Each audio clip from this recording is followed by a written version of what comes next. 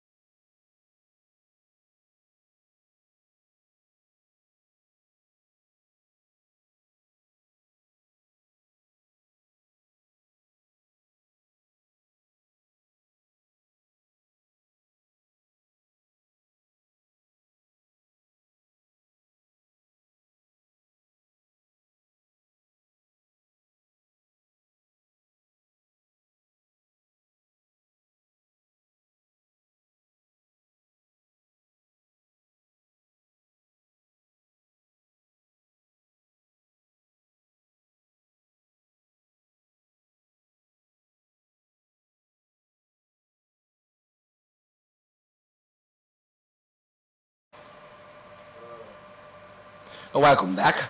Rivers State Police Command has announced a restriction of movement ahead of the State Assembly by-election scheduled for Saturday. The restriction will affect Ahuda East Constituency 2 and Kana Constituency 2, where the polls will take place following the resignation of one lawmaker and the death of another. Police said movement within the affected areas and their environs will be limited from 12 noon to 6 p.m. on election day to ensure a peaceful, free and credible election. Massive security deployment is expected across the two local government areas, with personnel stationed at polling units, major roads and strategic locations. The Commissioner of Police, Olubenga Adepoju, warned that anyone who violates the restriction order or engages in activities capable of disturbing the peace will be arrested and prosecuted. He also called on political parties, candidates and their supporters to shun violence and follow the provisions of the Electoral Act. Residents have also been asked to comply with the directive, avoid carrying weapons and report any suspicious activities to security agencies. Independent National Electoral Commission has taken delivery of sensitive materials for Saturday's by-elections in Ahuda East Constituency 2 and Kana Constituency 2 of Rivers State. The materials were received at the Port Harcourt branch of the Central Bank of Nigeria under the supervision of electoral officers. Representatives of political parties were present to inspect the materials in line with transparency guidelines. Officials of the Inter-Party Advisory Council confirmed that the items were verified and found to be intact ahead of the polls. Rivers State Police Command has arrested a man identified as Mr. Abuchi over the alleged killing of his wife in Amaji Village, Omoma local government area. Police spokesperson Grace Iringe Koko confirmed the incident, stating that the suspect is in custody and a full investigation is underway. He has been handed over to the Ebere Police Division. The incident reportedly occurred while the couple were working on their farm, where an argument allegedly escalated and the woman, a mother of two, was fatally attacked. Villagers nearby reportedly responded to her screams, restrained the suspect and alerted authorities. The development has thrown the community into shock, while a human rights group has condemned the act and called for thorough investigation and justice for the victim. Anambra State Governor Professor Chukwuma Soludo has presented certificates of recognition to 6 newly elected traditional rulers in the state. The presentation took place in Awka, where the governor urged the monarchs to promote peace, unity and development in their respective communities. Soludo emphasized that traditional rulers must prioritize good governance, community welfare and harmony while adhering to their town union constitutions. Officials said the recognition reflects the state government's commitment to strengthening traditional institutions as partners in grassroots development. Leaders of the Traditional Rulers Council expressed confidence that the new monarchs would foster stability and progress across their communities. Enugu State Police Command has detained 15 suspects found with a firearm and substances suspected to be cannabis during a raid at hideouts. Police said operatives stormed identified hotspots at the Four Corner area of Wazala community in Nkanu West local government area.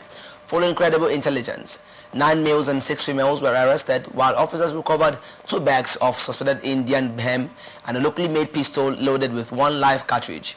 Authorities said the suspects are undergoing screening, with those found culpable to face prosecution. The police urged residents to continue providing useful information to support ongoing efforts to tackle crime in the state. Federal Road Safety Corps has advised motorists observing fasting to take regular rest breaks to prevent road accidents. The FRSC commander in charge of the Sagamu or Benin corridor said fatigue and dehydration during fasting can impair driving ability and increase crash risks.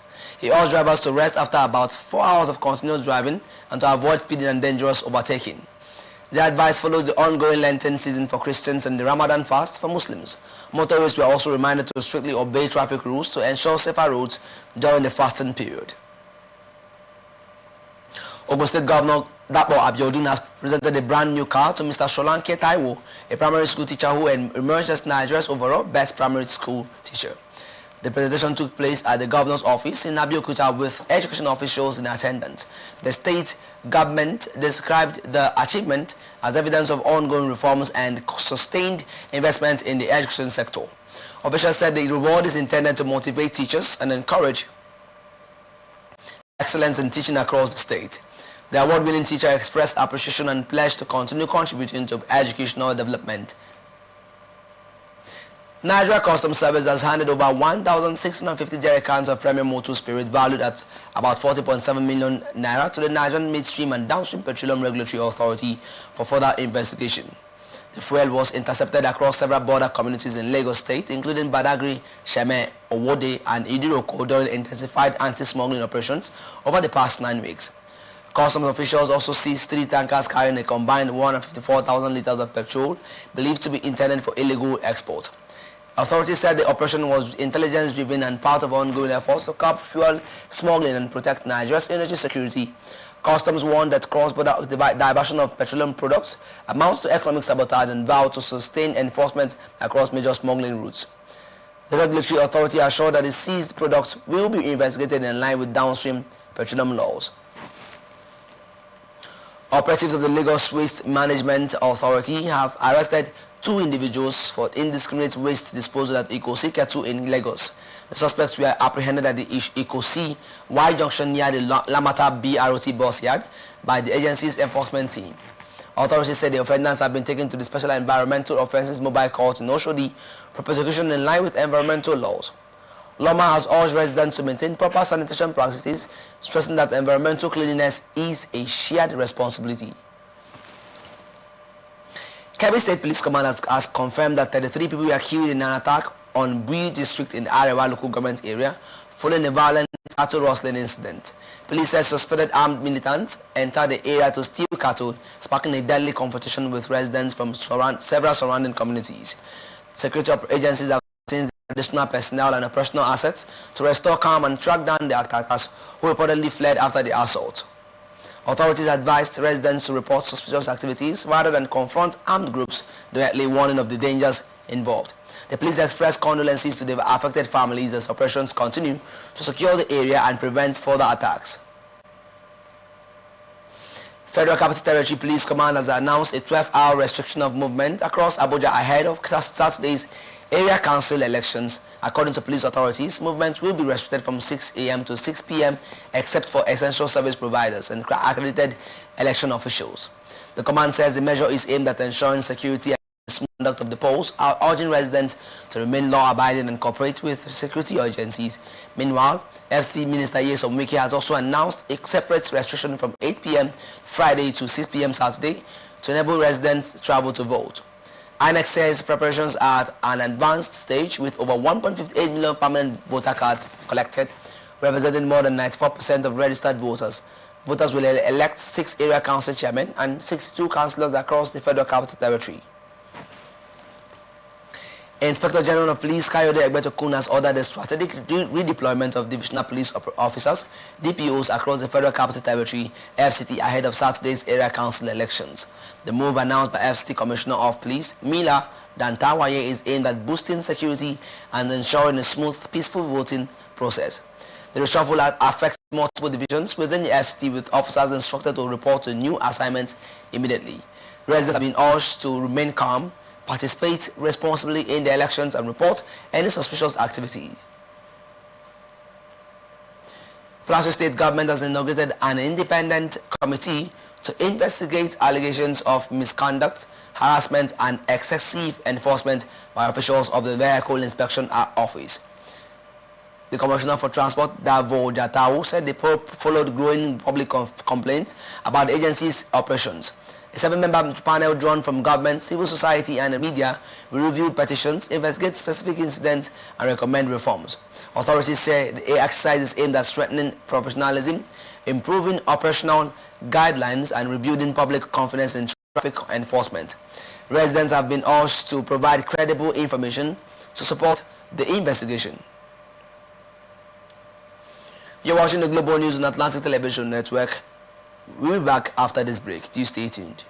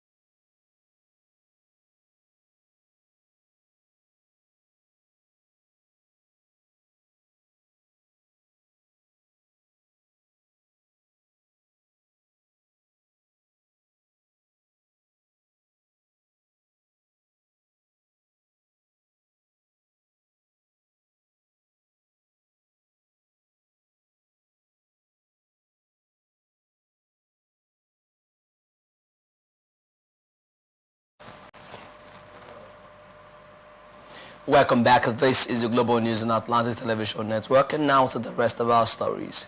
President Bola Tinubu has called on voters, security agencies and electoral officials to conduct themselves peacefully during Saturday's elections in the Federal Capital Territory, Rivers and Kano states.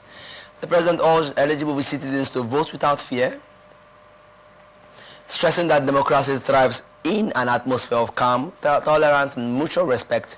He also appealed to political parties and their supporters to shun violence,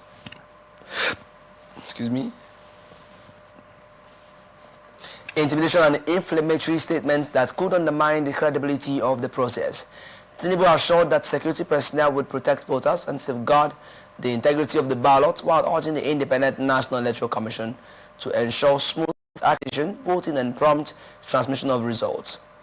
The elections will cover the 6 area councils of the FCT and by-elections in parts of Rivers and Kano State, following vacancies caused by resignation and deaths of lawmakers.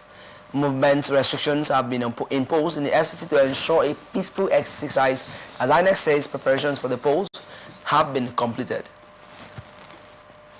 Federal government has unveiled plans to establish an Armed Forces College of Medicine and Health Sciences to boost Nigeria's medical workforce and strengthen military health care services. Officials say the country faces a shortfall of about 340,000 doctors, while only 189 medical personnel currently serve within the armed forces. The proposed institution will train doctors, surgeons, emergency responders, and other specialists, with graduates to be commissioned as officers in the military. Government says the college will operate within the Nigerian Defense Academy framework with clinical training in accredited federal and military hospitals. Authorities expect admissions to begin before the end of 2026 as part of efforts to expand medical training nationwide. Federal government has clarified that it has no plans to introduce compulsory military service for Nigerian youths. Minister of Defense General Christopher Musa, retired, said Nigeria will continue to operate a professional volunteer armed forces supported by civic national service programs. He explained that the National Youth Service Corps remains a key platform for youth engagement, national integration and community service. The minister noted that while some countries adopt mandatory service, Nigeria's current policy prioritizes voluntary participation, skills development and institutional capacity. He added that any future changes would require broad consultation and must align with constitutional provisions and economic realities. Chief of the Air Staff, Air Marshal Sunday Aneke, has urged Nigerian Air Force personnel to strengthen interagency cooperation, maintain discipline and sustain high morale. He gave the charge during an inspection visit to the 303 companies with the Nigerian Air Force in Ilorin, where he assessed operational platforms and facilities. The Air Chief noted that effective use of air power provides speed, reach and precision, making it a critical force and multiplier in counter-terrorism operations. He commended personnel for their professionalism and combat readiness, stressing that operational readiness must be sustained continuously. Aneki also assured the units of continued support in logistics, training and welfare to enhance mission effectiveness. Department of State Services has scheduled February 25 for the arraignment of former Kaduna State Governor Nasser El-Rufai before a federal high court in Abuja. He's facing charges related to alleged cybercrime and threats to national insecurity, including claims that he unlawfully intercepted the telephone communications of the National Security Advisor. The DSS says the offences contravene provisions of the Cybercrimes Amendment Act and the Nigerian Communications Act. The case, assigned to Justice Joyce Abdul Malik, follows the 3-count charge filed by the Secret Police. El-Rufai had done an interview with newsmen, claimed that he overheard Ribadu directing security operatives to detain him, linking the alleged directive to what he described as an attempted arrest at the Nnamdi Azikiwe International Airport on February 12 upon his return from Cairo, Egypt. The former governor was later granted administrative bail at about 8 p.m. on Wednesday, after being detained by the Economic and Financial Crimes Commission for questioning in an alleged 432 billion naira fraud case. However, he was reportedly taken into custody by the Independent Corrupt Practices and Other Related Offences Commission shortly after his release. Universal Basic Education Commission has launched the nationwide learner support program aimed at reducing the number of out-of-school children in Nigeria. Speaking in Makurdi, UBEC Executive Secretary Aisha Gadaba said the initiative is designed to ensure that every Nigerian child has access to basic education regardless of background. The program will distribute over 1 million school kits, including bags, sandals, pencils and exercise books to vulnerable pupils from low-income households. Officials said the intervention will ease financial burdens on families and improve school enrollment, retention, and completion rates. Garba stressed that tackling the out-of-school crisis requires collaboration among government, communities, and development partners, noting that poverty, insecurity, and infrastructure gaps remains major barriers to education access.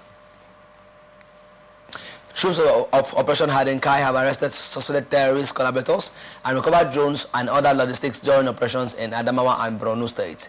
Military authorities said the suspected insurgent logistics supplier was apprehended in Hong local government area of Adamawa with ammunition and military items recovered.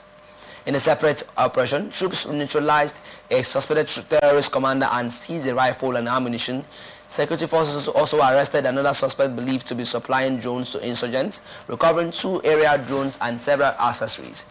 The military said the operations are part of ongoing efforts to disrupt terrorist supply across the northeast. Faction of the People's Democratic Party has expressed concern over the withdrawal of some of its chairmanship candidates from the forthcoming Abuja local council elections. In a statement, the party described the development as anti-democratic and warned it reflects deeper challenges within the party's leadership. The faction alleged that the withdrawals could undermine the credibility of the electoral process and weaken opposition politics. It also urged voters to remain vigilant and ensure that their votes are protected during elections. One PDP candidate in Buhari area councillor had stepped down from the race in favor of the All Progressives Congress candidate ahead of the polls.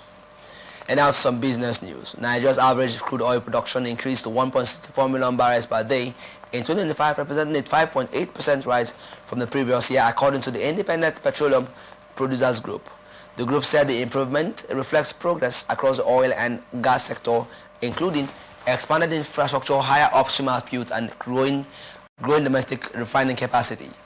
It also noted that indigenous producers now account for more than half of the country's total crude production. Industry leaders attributed the growth to ongoing reforms and renewed investor confidence, while calling for stronger collaboration to sustain the momentum. Stakeholders emphasized the need to boost local value addition and energy security to support long-term economic development. Minister of Finance and Coordinating Minister of the Economy, Wale Edun, has warned that about half of low-income countries are in or approaching debt distress, calling for urgent global action. Edun made the disclosure at the G24 Technical Group meeting in Abuja, noting that debt servicing has become a heavy burden for many developing economies, often exceeding foreign aid and investment inflows. He added that about a quarter of emerging and developing economies have lost access to international capital markets, making domestic revenue generation increasingly critical. Central Bank Governor Olayemi Cardoso also highlighted challenges with cross-border payments, describing them as slow, costly, and fragmented for developing countries. He urged greater digital innovation to make international transactions faster, cheaper, and more accessible, especially for small businesses. The Lagos Chamber of Commerce and Industry says the recent decline in Nigeria's inflation rates reflects only a temporary easing, not a return to stable prices. According to the National Bureau of Statistics, the headline inflation fell slightly to 15.1% in January, while food inflation dropped significantly. However, LCCI noted that the improvement was driven by short-term factors such as better food supply after harvest, exchange rate stability, and steady fuel prices. The chamber warned that inflation remains vulnerable to shocks, including insecurity in farming areas, climate change, and currency pressures. It urged policymakers to pursue deeper structural reforms to achieve lasting price stability and sustain business confidence. You are still watching the news in Atlantic Television Network. Up next, international tidbits. United States Supreme Court has ruled that President Donald Trump exceeded his authority by imposing sweeping tariffs under emergency economic powers, dealing a major blow to a key pillar of his trade agenda. In a 6-3 decision, the court held that the International Emergency Economic Powers Act does not grant the president authority to impose tariffs, noting that Congress had not expressly provided such powers.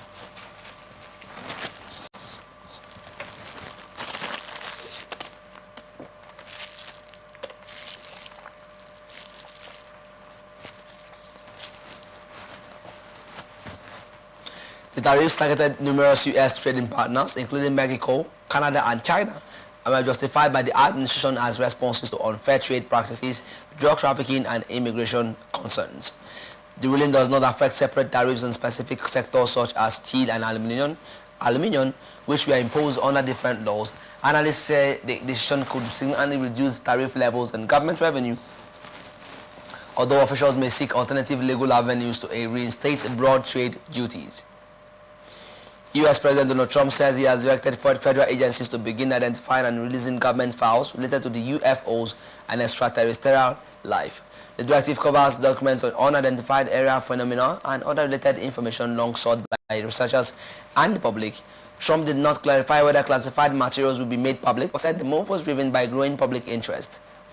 The announcement follows renewed debate over unidentified aircraft sightings, which U.S. authorities have largely attributed to conventional objects such as weather balloons, satellites, and advanced military technology.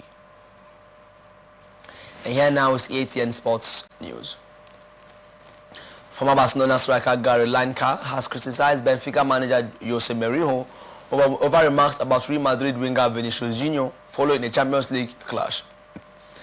Lineker condemned Mourinho's suggestion that Vinicius provoked alleged racial abuse excuse me, with his goal celebration, describing the comments as unacceptable.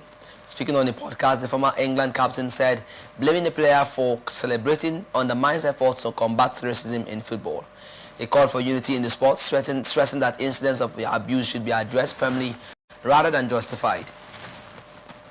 Former Green Eagles captain Chief Segun Odobami has called for greater involvement of retired footballers in the administration of Nigerian football. He said former internationals possess valuable experience and practical insights that can improve the management and performance of national teams. Odobami made the appeal ahead of a novelty match featuring ex-Super Eagles stars in Imo State, describing football as a potential economic gold mine for the country. He noted that despite Nigeria producing many talented players, the current system offers limited opportunities for former footballers to contribute to decision-making roles.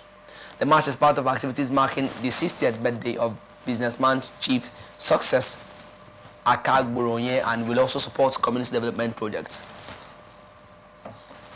And now entertainment news. Former reality star Natasha Akide, popularly known as Tacha, has cautioned against making false rape accusations, describing the act as harmful to genuine victims. In a video posted on social media, referenced a recent case in which a TikTok user admitted fabricating a rape claim.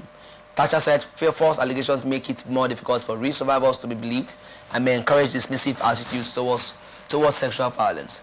She called for accountability for individuals who deliberately make false claims while maintaining that issue affecting many victims. The reality star also noted the psychological impact such allegations can have on both the accused and society, urging the public to protect and support genuine survivors. And that's the global news for tonight. Before we go, another look at the major stories. Police impose restrictions ahead of by-elections in Rivers. DSS to arraign El Rufai before Abuja court February 25. Tinubu urges peaceful conduct ahead of FCT and Rivers polls. Nigeria's oil output rises to 1.64 million barrels per day in 2025. U.S. Supreme Court block Trump's emergency tariff powers and Lineker slams Mourinho over Vinicius' racism role. Tasha warns against false rape allegations. I am favor. Chief Question Michael. Thank you for watching. You can follow us on social media platforms on Twitter and X at Atlantic TV Net, on Facebook and YouTube at Atlantic Television, and on Instagram at Atlantic TV Net. We cannot forget peace and unity are the pathways to progress. To have a wonderful night rest.